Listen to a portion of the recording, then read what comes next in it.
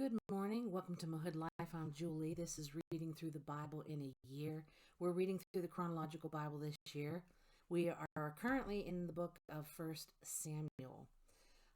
Grab your beverage, whatever it is that gets you going in the morning. Mug of the hour, friends. I have just a little bit of coffee in there. And find a seat somewhere and let me read you the Word of God this morning. We are going to start in 1 Samuel 14, verse 46 today. This one's going to be a short one for you. It's nice when you have little short ones every once in a while instead of reading for like 20 minutes or so. Let's get started. Saul, a successful leader.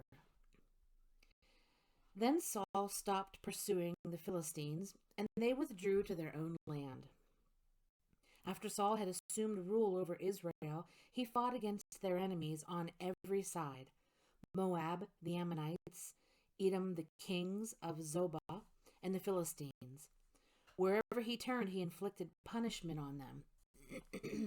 He fought valiantly and defeated the Amalekites, delivering Israel from the hands of those who had plundered them. All the days of Saul, there was bitter war with the Philistines, and whenever Saul saw a mighty or brave man, he took him into his service. During Saul's reign, they waged war against the Hagrites, who were defeated at their hands. They occupied the dwellings of the Hagrites throughout the entire region east of Gilead. The Reubenites, the Gadites, and the half-tribe of Manasseh had 44,760 men ready for military service.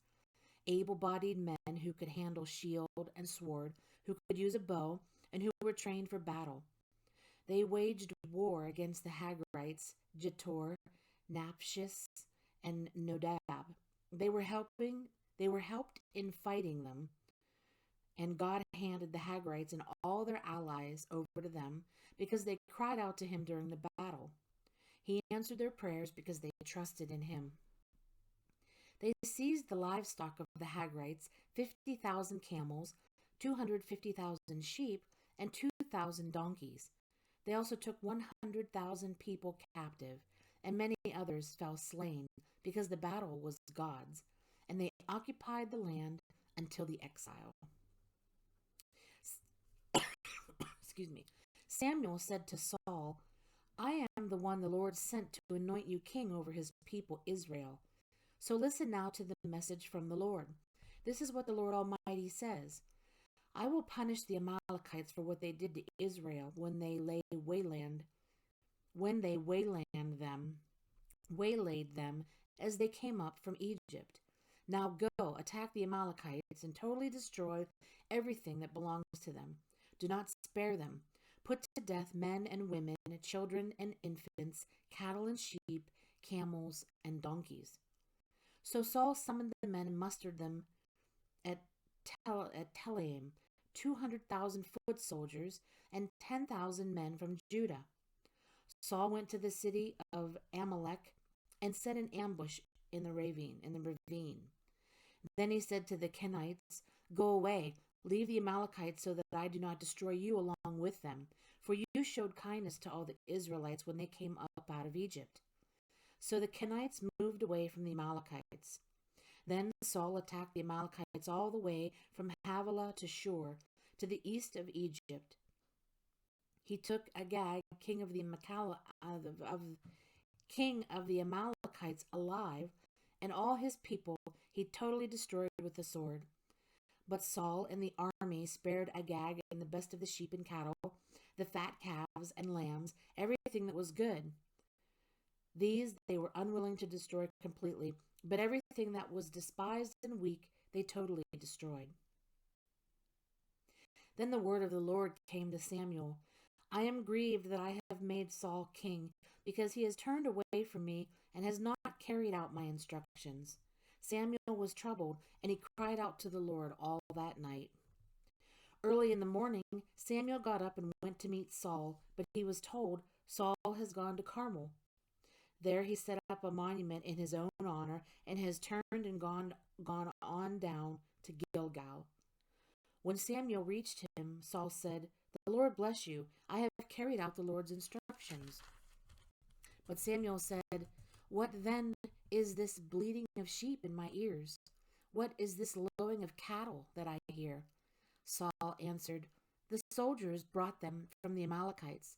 They spared the best of the sheep and cattle to sacrifice to the Lord your God, but we totally destroyed the rest." "Stop," Samuel said to Saul. "Let me tell you what the Lord said to me last night." "Tell me," Saul replied.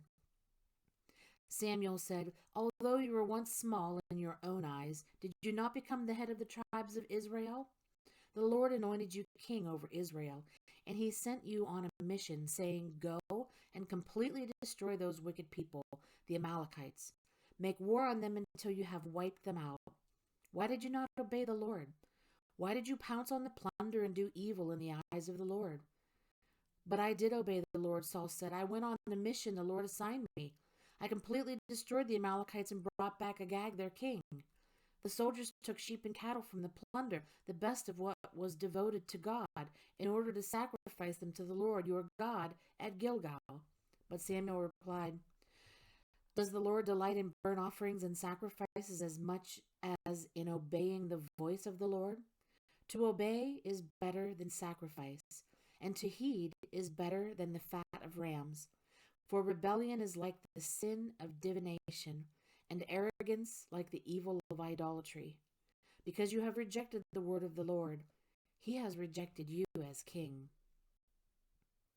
Then Saul said to Samuel, "I have sinned. I violated the Lord's command and your instructions. I was afraid of the people, and so I gave in to them. Now I beg you, forgive my sin and come back with me, so that I may worship the Lord."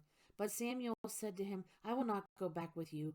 You have rejected the word of the Lord, and the Lord has rejected you as king over Israel." As Samuel turned to leave, Saul caught hold of the hem of his robe and tore it. Samuel said to him, "The Lord has torn the kingdom of Israel from you today and has given it to one of your neighbors, to one better than you. He who is the glory of Israel does not lie or change his mind, for he is not a man that he should change his mind." Saul replied, "I have sinned, but please honor me before the elders of my people and before Israel. Come back with me so that I may worship the Lord your God." So Samuel went back with Saul, and Saul worshipped the Lord. Then Samuel said, "Bring me Agag, king of the Amalekites." Agag came to him confidently, thinking, "Surely the bitterness of death is past." But Samuel said, "As your sword has made women childless, so will your mother be childless among women." And Samuel put Agag to death before the Lord at Gilgal. Then Samuel left for Ramah, but Saul went up to his home in Gibeah of Saul. Until the day Samuel died, he did not go to see Saul again, though Samuel mourned for him, and the Lord was grieved that he had made Saul king over Israel. That ends the reading for today. I told you that was going to be a short one. So thank you so much for joining me here on Mohood Life. And tomorrow we're going to start reading about David's rise to power. Thank you for joining me. Have a blessed day.